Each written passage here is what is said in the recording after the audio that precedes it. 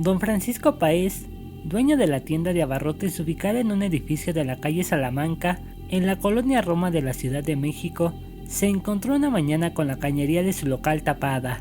El hombre, podemos imaginarlo con ánimo de fastidio, llamó a un plomero y a 2 albañiles para resolver el problema. Había que romper el piso para llegar a la tubería, desalojar el caño y tapar de nuevo el boquete. ¿De qué tamaño habría sido la sorpresa y el susto de aquellos 3 hombres al destapar la cloaca y encontrar, ese día 8 de abril de 1941, un enorme tapón de carne humana putrefacta, gasas y algodones ensangrentados? Entre la náusea, plomero y albañiles extrajeron aquel amasijo que envolvía además el cráneo de un niño. El episodio, tan aterrador como se lee en la prensa de la época, destapó literalmente una de las historias criminales más impactantes de los años 40 en la Ciudad de México, que tuvo como protagonista a una mujer. Su nombre era Felicitas Sánchez Aguiñón. La prensa la bautizó como la ogresa de la colonia Roma, y en la lista de asesinos seriales mexicanos aparece también como la trituradora de angelitos y la descuartizadora de la colonia Roma. La prensa consideró tan atroces sus crímenes como sorprendente su final en la cárcel, pues pasó solo 3 meses en prisión, aunque estaba acusada de los grandes delitos de asesinato y tráfico de niños. Pero Felicitas guardaba secretos que hubieran causado una conmoción peor y seguramente un infeliz final para muchas mujeres de la época, como lo tuvo ella al suicidarse el 16 de junio de 1941, apenas 2 meses después de quedar al descubierto sus crímenes. Primeros años a finales del siglo XIX y principios del siglo XX, nace en una zona rural del estado de Veracruz, en el poblado de Cerro Azul, Felicitas Sánchez. Se desconocen los detalles de su infancia. Lo poco que se sabe es que tuvo una relación tormentosa con su madre, dominada por el rechazo de esta última. Esto desencadenaría la psicopatología que marcaría su futuro modus operandi, un rechazo patológico hacia la maternidad y todo lo relacionado con esta. Y como el común denominador en los asesinos seriales, desde pequeña tuvo un comportamiento perverso, que se expresa con crueldad hacia los animales. Disfrutaba en especial envenenando a perros y a gatos callejeros. Durante la década de 1900, Felicitas estudiaba y se graduaba de enfermería, y comienza a trabajar como partera en su natal Veracruz. A la par contrae matrimonio con un hombre, de poco carácter, codependiente y sumiso. En el futuro este sería el patrón en todas sus parejas. Sánchez era una mujer obesa, de malos modales, misántropa y de carácter muy fuerte. La prensa de la época, posteriormente a su aprehensión, colocó especial énfasis en su fealdad, basándose en descripciones de los vecinos de la mujer, cuya opinión seguramente estaba influenciada por los crímenes. Parece bruja, con los ojos saltones, gorda, fea, más bien repugnante. A pesar de su aspecto y personalidad, Felicitas Sánchez contó con varias parejas a lo largo de su vida, que incluso sirvieron como cómplices para sus delitos. Del matrimonio con Conde, nace un par de gemelas. La condición económica de la pareja era austera, y no podían solventar la manutención de las pequeñas, así que Felicitas decide venderlas. Su marido, que en un principio estuvo de acuerdo con el acto, termina arrepintiéndose, pero ya era demasiado tarde. Sánchez no cedió y jamás reveló el destino final de sus hijas. Esto marcó el final del matrimonio. Aunque suene extraño, hasta donde se sabe Felicitas no asesinó a ninguno de sus hijos. Tras la separación, por el año de 1910, la mujer emigra hacia la capital. Se asienta en la colonia Roma, de la Ciudad de México, en calle Salamanca número 9. Por esa época estaba ocupado por un edificio de departamentos. Le renta una habitación a una mujer que ocupaba un departamento en el 3er piso del edificio. Su nueva casera y compañera del departamento labora todo el día y solo iba al departamento para dormir, lo cual dejaba a Felicitas el tiempo y el espacio para darle riendas sueltas a sus aberrantes prácticas. Sánchez Neira estableció un negocio atendiendo partos en el lugar. A su casera no le importaba mientras el sitio estuviera limpio. En efecto, Felicitas atendía partos, pero pronto comenzó a destacar el hecho de que mujeres adineradas acudían a consultar con la mujer, evento por lo más extraño. ¿Por qué una mujer con alta capacidad adquisitiva recurriría a una partera en un barrio marginal para atenderse su embarazo? Los vecinos pronto empezaron a percatarse de otros extraños eventos. Las cañerías del edificio se tapaban con frecuencia. Para arreglarse este contratiempo, Felicitas contaba con la complicidad de un plomero, Roberto Sánchez Salazar, y además, en ciertas ocasiones pudieron percatarse de que del departamento salió un extraño humo negro de olor muy desagradable. Pronto el negocio prosperó. Felicitas practicaba abortos clandestinos, incluso hacía visitas a domicilio. La mujer frecuentaba los más selectos barrios de la ciudad, atendía a las mujeres sin importar la edad gestacional de su embarazo, así estuvieran en labor de parto. Antes de comenzar con su faceta como asesina serial, Sánchez Neira se dedicó al tráfico de menores. Empezó a vender a los niños recién nacidos que sobrevivían. Pronto empezó a traficar también con niños que compraba de madres que por una u otra razón le vendían a sus hijos, bajo la promesa de que los colocaría en una buena casa. Durante la década de 1910, todavía en el periodo de México porfirista, Sánchez fue detenida en por lo menos 2 ocasiones por tratar de vender a un bebé. La mujer salió libre tras pagar una simple multa.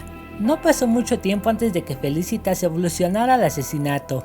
Los niños que no lograba vender terminaban muertos, sin mencionar que muchos infantes perecieron bajo su cuidado. Pronto recaudó dinero suficiente para hacerse de un negocio. Abrió una miscelánea, que también fungió como clínica clandestina, en la calle Guadalajara número 69, en la Ciudad de México, a la cual llamó La Quebrada. Posterior a su detención, los cómplices de la obresa relataron la terrible tortura a la que sometía a los bebés y niños. Solía parodiar los cuidados maternales de una manera sádica. Bañaba a las criaturas con agua helada. No les daba de comer durante periodos considerables de tiempo.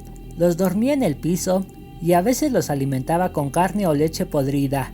Sus métodos de ejecución fueron increíblemente variados: asfixia, envenenamiento, apuñalamiento y hasta inmolación. Generalmente los estrangulaba o asfixiaba. En muchas ocasiones repetía sus diversiones de la infancia y los envenenaba. Ya muertos procedía a descuartizarlos. En ciertas ocasiones los llegó a descuartizar vivos. Los restos, generalmente, los tiraba a las alcantarillas. A veces los desechaba en depósitos de basura y otras veces los incineraba en una caldera. De ahí el humo. Incluso llegó a quemarlos vivos. El 8 de abril de 1941, la alcantarilla del edificio de Salamanca, donde vivía Sánchez Aguiñón, se tapó. Se encontraba congestionada desde la toma domiciliaria. En el primer piso del edificio se disponía una tienda de abarrotes. El dueño, llamado Francisco Páez, mandó a llamar a un plomero y albañiles. Los albañiles levantaron el piso del negocio para poder acceder a la cloaca. Cuando llegaron a ella, la sorpresa y las náuseas fueron generales. En la alcantarilla había un enorme tapón de carne putrefacta, gasas y algodones ensangrentados, que despedían un olor insoportable.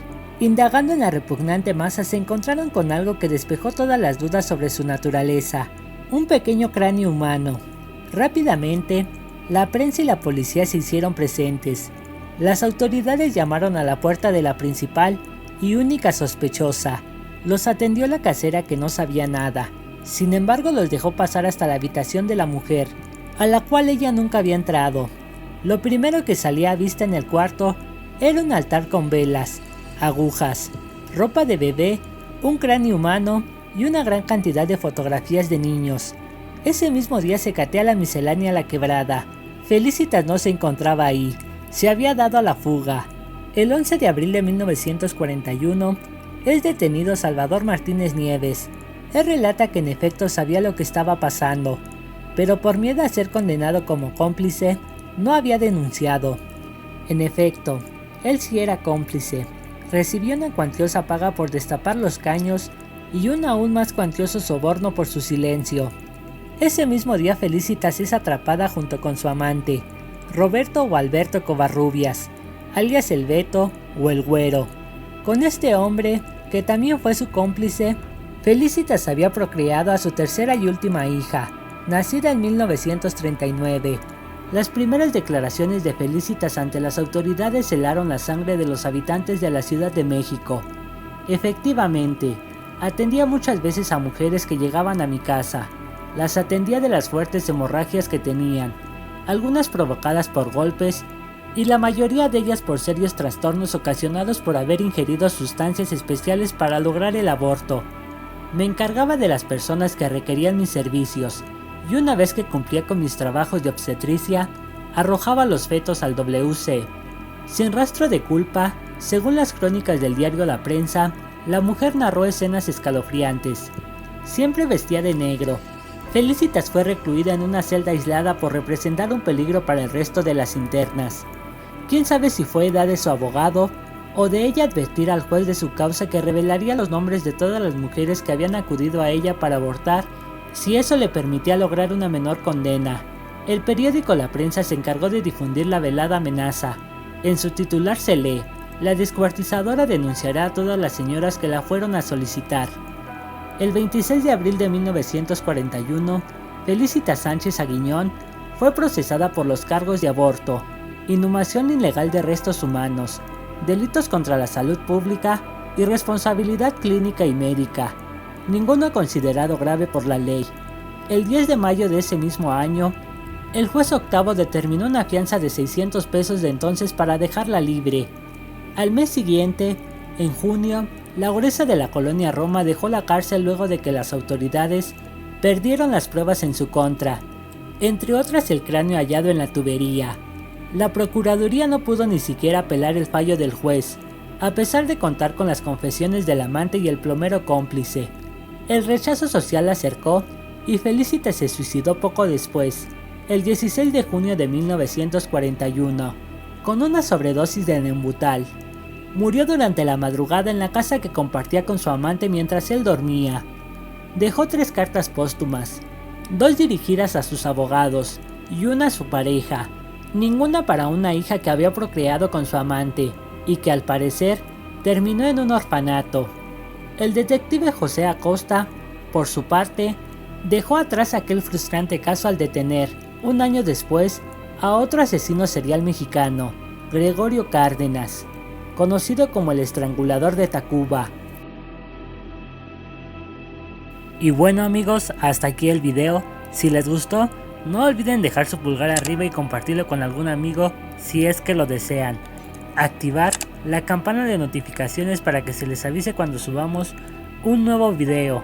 También no olviden suscribirse a este canal.